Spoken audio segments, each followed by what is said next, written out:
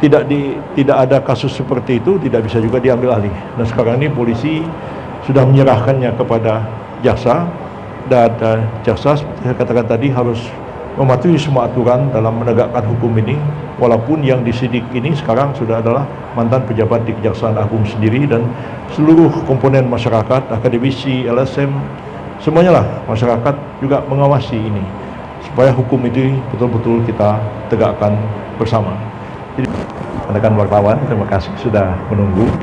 Hari ini saya datang ke IPDN di Jatinangor untuk menyampaikan kuliah umum dengan tema memperkuat supremasi hukum dan integritas aparatur sipil negara. Dan kuliah sudah saya sampaikan sekitar 2 jam, menjelaskan berbagai aspek terkait dengan konstitusi kita, pentingnya etika dalam menjalankan kehidupan berbangsa dan bernegara, sebab semua aturan-aturan hukum, konstitusi, undang-undang, PP, dan seterusnya itu tidak akan ada artinya kalau sekiranya tidak ditopang oleh satu etika kebangsaan yang kuat, etika peradaban yang kuat. Apa yang kurang lagi pada masyarakat kita ini, ya, sudah ada undang-undang tindak pidana korupsi, sudah ada undang-undang KPK, polisi, jaksa diberikan kewenangan untuk menindak pelaku korupsi, sudah ada pengadilan tipikor, sudah ada KPK, undang-undangnya sudah begitu keras, bahkan hukuman seumur hidup, hukuman mati. Toh masih terjadi juga. Apa yang kurang pada kita ini? Kita bukan kurang norma, bukan kurang aturan, bukan kurang lembaga-lembaga penegak hukum. Yang kurang adalah kesadaran etika kita sebagai sebuah bangsa. Itulah arti penting dari Pancasila kita itu, sila ketuhanan yang Maha Esa itu harus diresapi, dijalankan menurut keyakinan agama masing-masing yang ada di negara kita ini. Dan mari kita jiwai kehidupan berbangsa dan bernegara kita itu berdasarkan prinsip-prinsip etika keagamaan itu. Kalau itu kita jalankan, insya Allah kita akan mampu mencapai cita-cita kita bersama, mewujudkan Indonesia emas pada tahun 2045 yang akan datang.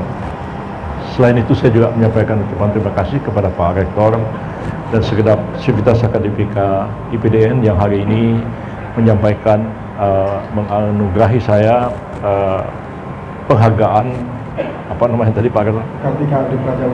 Kartika Adi Praja Utama kepada saya, dan juga mengangkat saya sebagai alumni kehormatan dari IPDN. Saya syukuri dan saya terima kasih atas penghargaan ini. Mudah-mudahan akan memotivasi saya juga untuk belajar lebih banyak tentang seluk-beluk penyelenggaraan pemerintahan di dalam negeri. Saya kira itu yang dapat saya sampaikan. Ada yang mau tanya, silakan. Tadi agak keras suaranya. Pesan ucapannya kepada para praja yang akan berada di tengah-tengah masyarakat. Saya selalu berterima kasih atas pesan yang disampaikan oleh Pak Menko kepada praja yang akan menjalankan tugasnya di tengah-tengah masyarakat, terutama terkait supremasi hukum dan juga integrasi atau integritas dari ASN itu sendiri. Ya, saya mengingatkan mereka bahwa negara kita ini telah kita sepakati bersama sebagai sebuah negara hukum, bukan negara kekuasaan. Jadi hukum tanpa kekuasaan itu lumpuh, nggak ada artinya. Tapi kekuasaan tanpa hukum bisa berubah menjadi tirani dan kesewenang-wenangan. Dan karena itu para alumni IPDN ini yang nanti telah terjun ke tengah-tengah masyarakat harus menjunjung tinggi kaidah-kaidah hukum yang berlaku, menerapkan hukum yang paling adil. Kalau terjadi konflik antara norma hukum yang diujuk ketika akan mengambil satu keputusan atau merumuskan sebuah kebijakan. Selain itu, saya juga menegaskan kepada mereka bahwa memperkuat etika sebagai penyelenggara negara. Kalau tidak, ya apa yang dilakukan dengan norma-norma hukum itu semua akan sia-sia belaka. Dan yang paling penting juga mereka harus bijak dalam mengambil keputusan dengan menerapkan satu prinsip. Di atas norma hukum itu ada norma etika, dan norma etika itu yang mendasari norma etik itu tidak lain tidak bukan adalah norma keadilan.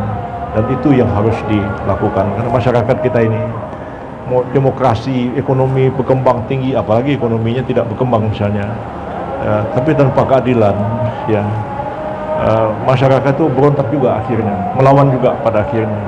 Dan saya kira sangat penting untuk belajar hukum, belajar filsafat dan lain-lain untuk mengerti sebenarnya apa hakikat dari keadilan itu sendiri. Rekan boleh sedikit rekan ini dengan Silakan. Masih ada yang lain yang mau ditanyakan? Soal yang lain boleh Pak? Ya, silakan. Ya sekarang lagi rame Pak antara kejaksaan dan Polri, mungkin kan rame Pak. Mungkin baiknya penanganan kasus Polri seperti apa sih Pak? Biar ada Ya, Bapak Presiden tidak tinggal diam menghadapi semua ini. Nah, karena itu beliau memanggil Kapolri, memanggil Jaksa Agung dan memberikan arahan kepada mereka apa yang harus dilakukan. Kami melibatkan kewenangan masing-masing. Seperti kita ketahui dalam hal melakukan penegakan hukum terkait dengan korupsi itu, sebagian kewenangan itu juga ada pada polisi, ada pada jaksa, ada juga pada KPK.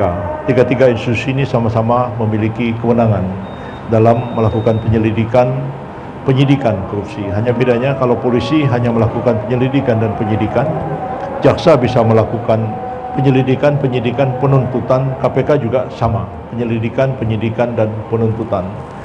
Dalam kasus dugaan terjadinya tindak pidana yang melibatkan pimpinan yang sekarang sudah mengundurkan diri dari kejaksaan, memang diperlukan satu sikap ekstra hati-hati. Dan ketika para jaksa yang sekarang ini menerima pelimpahan untuk menangani perkara ini, untuk melakukan penyidikan lanjutan setelah ditetapkan sebagai tersangka, tetap harus memegang teguh kaidah-kaidah hukum terkait dengan penegakan hukum di bidang korupsi itu untuk membangun kepercayaan seluruh lapisan masyarakat kita. Ini merupakan satu ujian yang berat bagi kita, tapi sebagai satu kenyataan yang kita tidak dapat tolak dan kita bantah, dan karena itu harus dengan ketegaran, keberanian, dan keyakinan yang kuat bahwa hukum harus ditegakkan meskipun yang harus disidik dan kemudian dituntut ke pengadilan itu adalah mantan pimpinan di Kejaksaan Agung sendiri. Hal seperti itu kan juga sebenarnya sudah pernah terjadi. Perwira tinggi polisi disidik lalu kemudian diadili. Ya, pimpinan KPK juga pernah diselidiki, disidik juga, dinyatakan sebagai tersangka. Harapan kita ke depan sebenarnya tidak ada lagi hal-hal seperti ini terjadi. Apa yang kurang di negara kita ini? Semua norma hukum sudah ada, semua institusi sudah ada, tapi toh kejahatan terkait dengan korupsi itu masih terjadi juga. Nah, karena itu saya berpikir bahwa tidak ada pilihan lain kecuali kita itu memperkuat etika bangsa, etika peradaban kita sebagai sebuah bangsa yang sebenarnya harus kita kaji ulang. Menerapkannya itu mulai dari pendidikan sejak dini, diajari betul etika itu, sehingga dipatuhi oleh semua orang, meresap sebagai satu kesadaran. Sebab kalau hanya norma kita rumuskan, sekeras apapun sebuah norma itu, dia tidak akan ada artinya kalau dia tidak disadari bahwa norma itu sesuatu yang baik bagi kita pribadi, bagi kehidupan masyarakat dan negara seluruhnya. Saya berkeyakinan bahwa Presiden sangat concern dengan persoalan ini dan beliau sudah mengambil satu langkah yang tepat menurut saya, memanggil pimpinan Polri, pimpinan Kejaksaan, dan melimpahkan ke Kejaksaan, walaupun mungkin ada perbedaan-perbedaan pendapat di kalangan aktivis hukum, para lawyers, para LSM, pegiat anti korupsi, akademisi mengenai pelimpahan ini. Tapi kita terima saja, memang itu ada kemungkinan untuk dilimpahkan satu penyidikan kepada pihak yang juga berwenang. Ya, kalau KPK itu dia bisa mengambil alih ya penyidikan kalau dianggap bahwa penyidikan itu mengandung korupsi juga di dalamnya atau berlarut-larut tidak ada kejelasan, maka KPK berwenang untuk mengambil alih penyidikan korupsi. Tapi kalau tidak ada kasus seperti itu, tidak bisa juga diambil alih. Nah, sekarang ini polisi sudah menyerahkannya kepada jaksa, dan jaksa seperti saya katakan tadi harus mematuhi semua aturan dalam menegakkan hukum ini, walaupun yang disidik ini sekarang sudah adalah mantan pejabat di Kejaksaan Agung sendiri, dan seluruh komponen masyarakat, akademisi, LSM, semuanya lah masyarakat juga mengawasi ini. supaya hukum itu betul-betul kita tegakkan bersama. Jadi saya hanya dapat bicara sebatas itu sebagai mungkin orang yang belajar hukum, karena kewenangan saya juga dalam masalah hukum ini lebih kepada norma-norma hukum sebenarnya.